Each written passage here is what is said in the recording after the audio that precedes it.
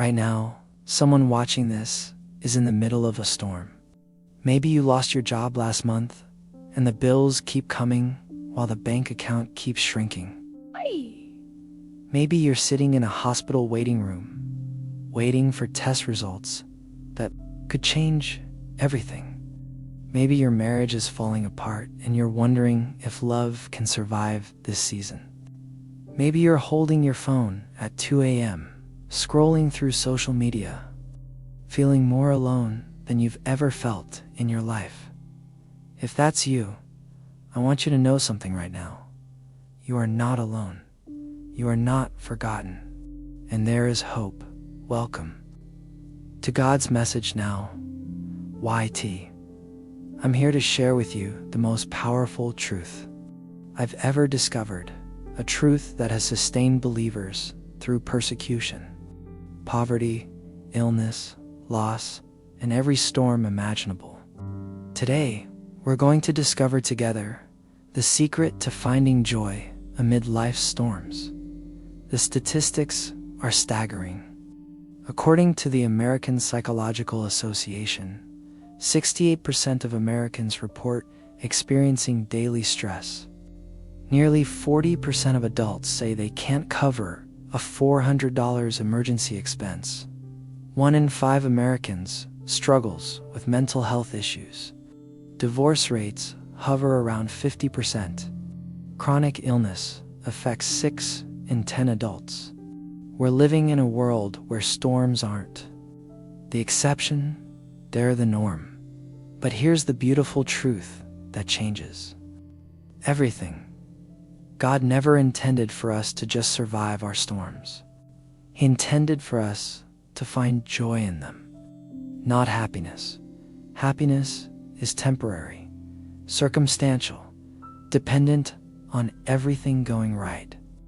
I'm talking about joy, deep, unshakable, supernatural joy that transcends circumstances.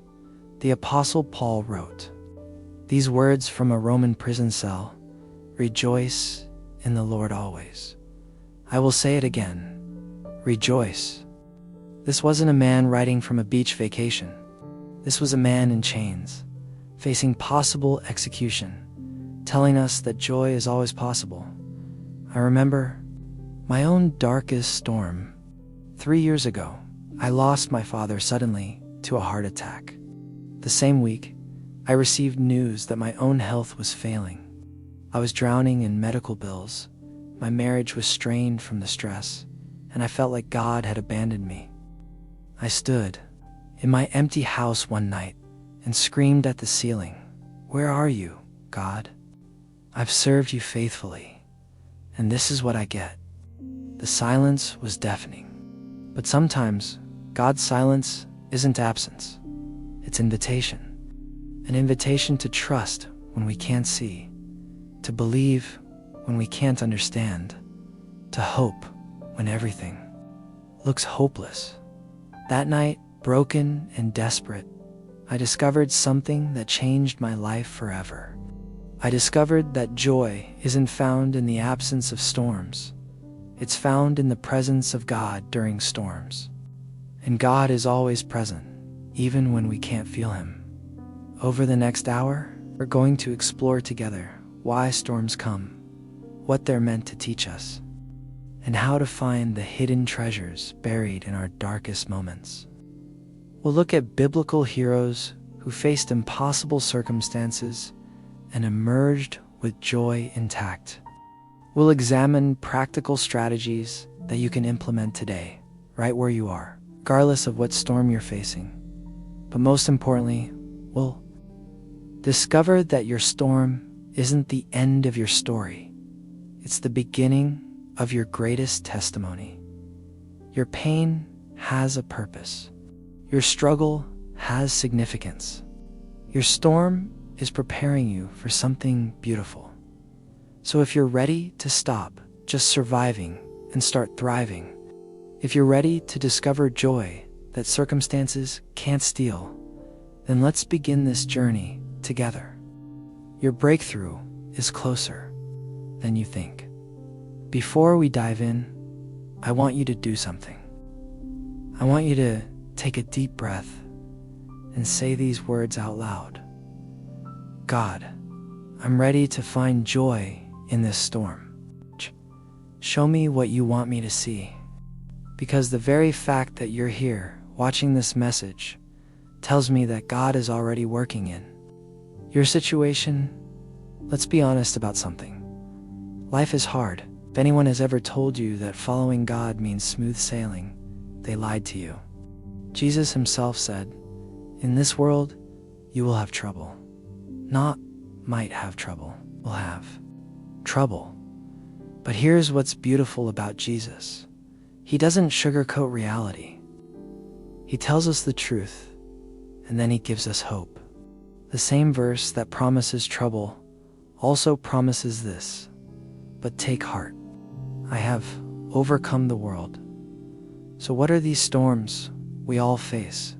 Let me walk you through the most common ones, because chances are you're dealing with at least one of these right now. Financial storms, money problems don't discriminate. They hit the rich and the poor, the educated and the uneducated, the young and the old. The Federal Reserve reports that 40% of Americans couldn't cover a $400 emergency expense without borrowing money or selling something. That means nearly half of our country is one car repair, one medical bill, one unexpected expense away from financial crisis. I remember talking to Sarah, a single mom who worked 2 jobs but still couldn't make ends meet.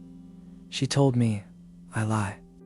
Awake at night doing math in my head, trying to figure out which bill I can skip this month. I feel like I'm drowning and I don't know how to swim. Maybe that's you.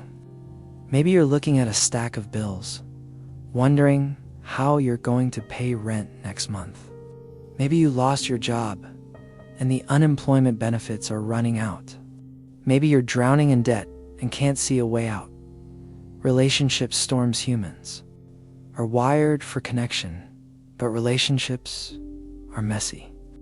The divorce rate in America hovers around 50%. But that statistic doesn't capture the marriages that stay together but are miserable. It doesn't account for the children caught in the crossfire of parental conflict.